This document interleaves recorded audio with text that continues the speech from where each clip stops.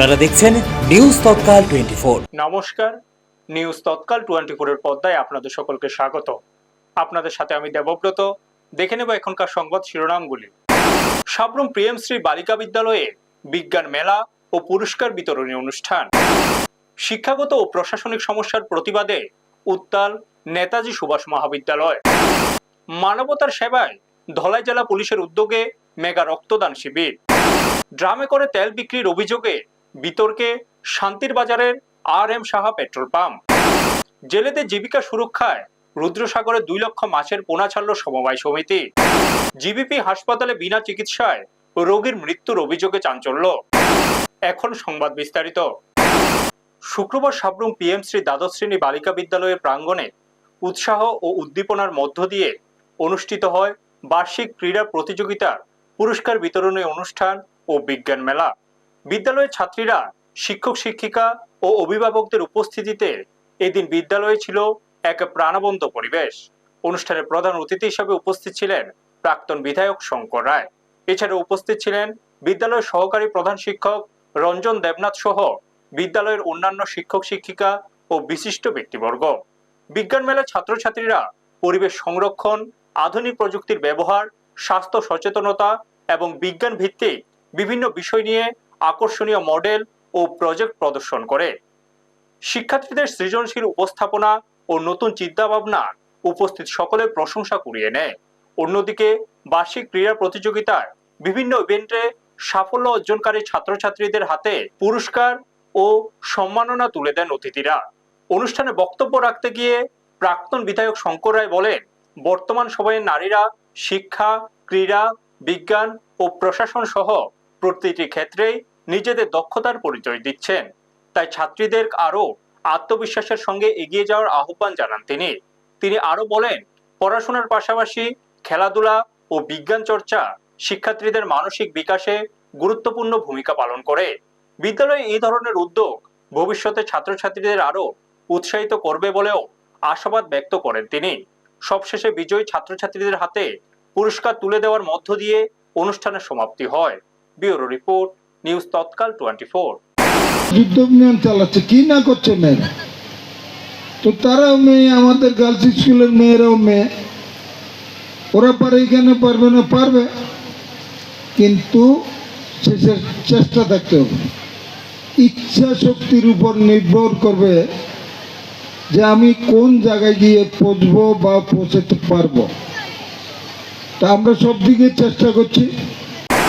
দীর্ঘদিনের শিক্ষাগত ও প্রশাসনিক সমস্যার প্রতিবাদে শুক্রবার বিক্ষোভে সামিল হলেন নেতাজি সুভাষ মহাবিদ্যালয়ের ছাত্রছাত্রীরা। অখিল ভারতীয় বিদ্যার্থী পরিষদ মহাবিদ্যালয় শাখার উদ্যোগে কলেজের মূল ফটকে তালা ঝুলিয়ে বিক্ষোভ দেখানো হয়। ছাত্র সংগঠনের অভিযোগ, পরীক্ষায় অংশ নেওয়ার পরও অনেক শিক্ষার্থীর ফলাফলে ব্যাক বা অ্যাবসেন্ট দেখানো হচ্ছে। এছাড়া বিশ্ববিদ্যালয় ওয়েবসাইটে সময়মতো ফল প্রকাশ না হওয়া এবং কারিগরি সমস্যার কারণে বহু পড়ুয়া ফর্ম ফিল আপ করতে পারছেন না।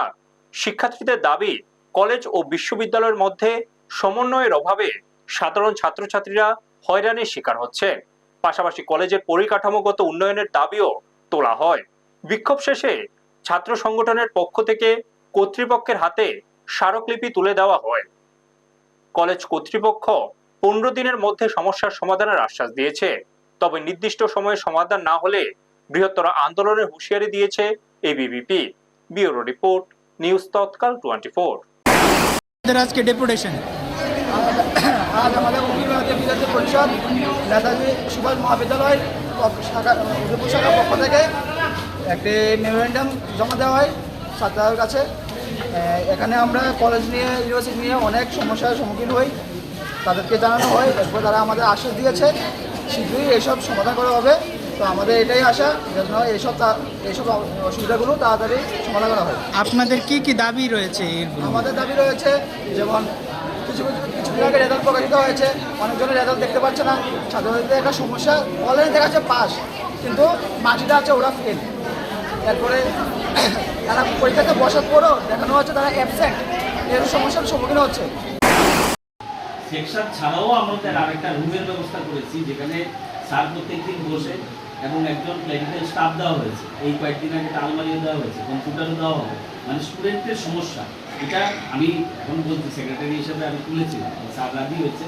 এবং ওই যে তোমাদের এক্সামের পাশে যে রুমটা ওইটাকে বানানো হয়েছে, অল টাইম কিন্তু ওই একজন ক্লার্ক থাকে সবসময়। হ্যাঁ, এই সমস্যাগুলো আছে।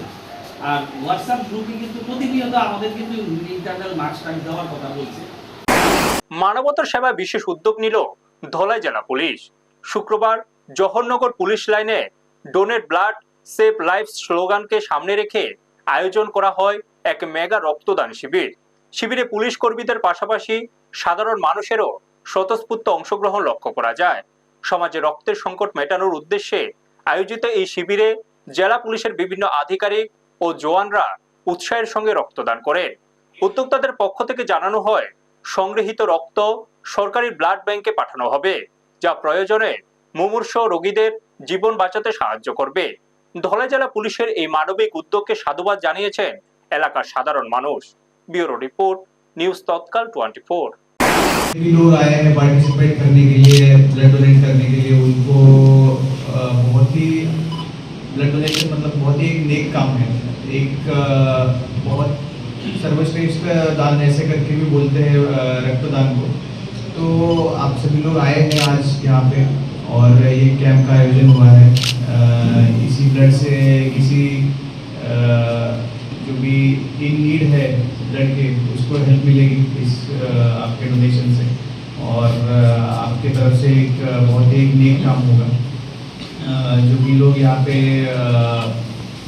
मेडिकल प्रैक्टिशनर्स, डॉक्टर्स, नर्सेस जो भी आए हैं, उनको भी मैं धलाई डिस्ट्रिक्ट पुलिस की तरफ से थैंक यू बोलना चाहूँगा कि आप लोग यहाँ पे आज आए हैं और हमें ये कैंप का आयोजन करने में आप लोग हेल्प कर रहे हैं। और बाकी भी जितने मेरे लाइन के पुलिस लाइन के जो भी ऑफिसर्स, बाकी स्टाफ, जिन लोगों ने आज ये आयोजन का पूरा अरेंजमेंट किया है। দক্ষিণ ত্রিপুরা শান্তির বাজারে অবস্থিত RM সাহা পেট্রোল পাম্পকে ঘিরে ফের উঠল একাধিক অভিযোগ। স্থানীয়দের দাবি, পাম্প থেকে ড্রামে করে পেট্রোল ও ডিজেল বিক্রি করা হচ্ছে, যার ফলে কৃত্রিমভাবে জ্বালানি সংকট তৈরি হওয়ার আশঙ্কা দেখা দিয়েছে। অভিযোগ, পাম্প থেকে বড় পরিমাণে ড্রাম ভর্তি তেল বাইরে পাঠানো হচ্ছে। এতে স্বাভাবিকভাবে সাধারণ গ্রাহকদের জন্য অল্প সময়ের মধ্যে জ্বালানি ফুরিয়ে যেতে পারে। এরপর মানুষ বাধ্য হয়ে বেশি দামে বাইরে থেকে তেল কিনতে পারলেন বলেও আশঙ্কা প্রকাশ করেন স্থানীয়রা। স্থানীয়দের একাংশের দাবি, এই ধরনের অবৈধভাবে তেল বিক্রির সঙ্গে পাম্পের কিছু কর্মী জড়িত থাকতে পারেন। উল্লেখ্য, সম্প্রতি জ্বালানির অপচয় রোধ এবং সাশ্রয়ের উপর গুরুত্ব দেওয়ার আহ্বান জানিয়েছেন দেশের প্রধানমন্ত্রী। তার মধ্যে এই ধরনের অভিযোগ সামনে আসায় সাধারণ মানুষের মধ্যে ক্ষোভ তৈরি হয়েছে। ব্যুরো রিপোর্ট, নিউজ তৎকাল 24। ক্ষুদ্র সাগরে মাছের উৎপাদন বাড়ানো এবং জেলেদের জীবিকা সুরক্ষিত রাখার লক্ষ্যকে সামনে রেখে এবারও বড় উদ্যোগ নিল মেলাগড় রুদ্রসাগর উদ্বাস্তু ফিশারম্যান সমবায় সমিতি। অন্যান্য বছরের মতো এই বছরও রুদ্রসাগর জলাশয়ে প্রায় 2 লক্ষ বড় আকারের মাছের পোনা ছাড়া হয়। এর মধ্যে ছিল রুই, কাতলা, ব্রিগেড সহ বিভিন্ন প্রজাতির মাছের পোনা। সমিতির সভাপতি পবিত্র কুমার দাস জানান, জেলেদের সুবিধার কথা ভেবে বড় আকারের পুরানো মাছের পোনা ছাড়া হয়েছে, যাতে অল্প সময়ের মধ্যে মাছ বড় হয়ে ওঠে এবং জেলেদের সহজে মাছ ধরতে পারেন। তিনি আরো জানান, এই কাজে সমিতির প্রায় 15 লক্ষ টাকা ব্যয় করা হবে। সমিতির সম্পাদক পরমেশ্বর দাস বলেন, সমিতির নিজস্ব অর্থ দিয়ে এই পোনা ছাড়া হয়েছে। সমিতির অন্তর্ভুক্ত প্রায় 2000 সদস্য পরিবারের মধ্যে 300 থেকে 400 পরিবার সরাসরি মাছ ধরার সঙ্গে যুক্ত। প্রতি বছর বর্ষাকালে মাছ বড় হওয়ার পর দুর্গাপূজার সময় জেলেদের মাছ ধরার পারমিট দেওয়া হয়, যাতে তারা মাছ বিক্রি করে জীবিকা নির্বাহ করতে পারেন। তিনি আরো জানান, দুর্গাপূজার প্রায় 15 দিন আগে সমিতির সদস্যদের বিভিন্ন ধরনের জাল ও বড়শি দিয়ে মাছ ধরার অনুমতি দেওয়া হয়। তখন রাজ্যের বিভিন্ন প্রান্ত থেকেও মানুষ রুদ্রসাগরে মাছ ধরতে আসেন। এই কর্মসূচিতে উপস্থিত ছিলেন সমাজসেবী উত্তম দাস, শপাঙ্কু সরকার সহ সমিতির অন্যান্য সদস্যরা। এই উদ্যোগকে ঘিরে স্থানীয় জেলেদের মধ্যেও ব্যাপক উৎসাহ লক্ষ্য করা যায়। ব্যুরো রিপোর্ট, নিউজ তৎকাল 24। আমি রুদ্রসাগর সমবায় সমিতির সম্পাদক পরমেশ্বর দাস। এই যে মাছটা আমরা প্রত্যেক বছর যে সমিতির অর্থ দিয়া এই মাছটা ফলানোর উদ্দেশ্য হল রুদ্রসাগর সমবায় সমিতির অন্তর্গত যেই জেলে পরিবার আছে 300 থেকে 400 জেলে পরিবার, তারা যাতে বর্ষাকালে এই মাছটা বড় হইলে পরে সিজনে দুর্গাপূজার সময় যে আমরা মাছ ধরার পারমিট ইস্যু করি, তখন যাতে জেলেরা তাদের জীবিকা নির্বাহ করার জন্য একটা সহায়ক হয়, তার জন্য আমরা এই মাছগুলি ছেড়ে থাকি। চেয়ারম্যান সমবায় সমিতি থেকে প্রত্যেক বছর আমরা জলাশয়ে মাছের পুরাতন পোনা ছাড়ি এবং জেলেদের সুবিধার্থের জন্য, এবং এই বছরও আমরা এই মাছের বড় পোনা ফেলছি এবং পোনার সংখ্যা আমরা টার্গেট নিয়েছি। বড় পোনা 2 লক্ষ টার্গেট আছে। এর মধ্যে যদি আমরা সম্ভব হয় আরও বেশি আমরা পোনা ফেলব। চিকিৎসা পরিষেবা নিয়ে ফের প্রশ্নের মুখে জিবিপি হাসপাতাল। হাসপাতালে বিনা চিকিৎসায় এক রোগীর মৃত্যুর অভিযোগ ঘিরে চাঞ্চল্যের সৃষ্টি হয়েছে। মৃত ব্যক্তির পরিবারের অভিযোগ, দীর্ঘ সময় চিকিৎসক না আসায় চিকিৎসা না পেয়ে মৃত্যু হয় রোগীর। মৃত ব্যক্তির নাম ভানু বৈরাগী। পরিবারের দাবি, শুক্রবার সকাল প্রায় 7টা নাগাদ তাকে আগরতলা জিবি হাসপাতালে নিয়ে আসা হয়, কিন্তু সকাল 11টা পর্যন্ত কোনো চিকিৎসক রোগীকে দেখতে আসেননি বলে অভিযোগ পরিবারের। মৃতের কন্যা অভিযোগ করে বলেন, চিকিৎসার অভাবে তার বাবার মৃত্যু হয়েছে। তিনি ক্ষোভ প্রকাশ করে জানান, মুখ্যমন্ত্রী মানিক সাহা গরিব মানুষের চিকিৎসার জন্য জিবি হাসপাতালের উন্নয়নের কথা বললেও বাস্তবে সাধারণ মানুষ সঠিক পরিষেবা পাচ্ছেন না। ঘটনাকে কেন্দ্র করে হাসপাতাল চত্বরে উত্তেজনা ছড়িয়ে পড়ে। ব্যুরো রিপোর্ট, নিউজ তৎকাল 24। সুস্থ মানুষ বাইক এসে ভর্তি করতো, সেদিকে তারা কাছে ভর্তি করতো না, রুগী বলে সুস্থ। তারা ডাক্তারাই পাই 11টার সময় ডাক্তার দেখবো, আমি বাবার দম দেওয়ার জায়গা দৌড়ে চলে দিয়ে পারি, চলে এসে ডাক্তার গো বাবা মারা গেছে। আমরা তো বাসনের লেগে ওই জিরিটা নিতে আসি।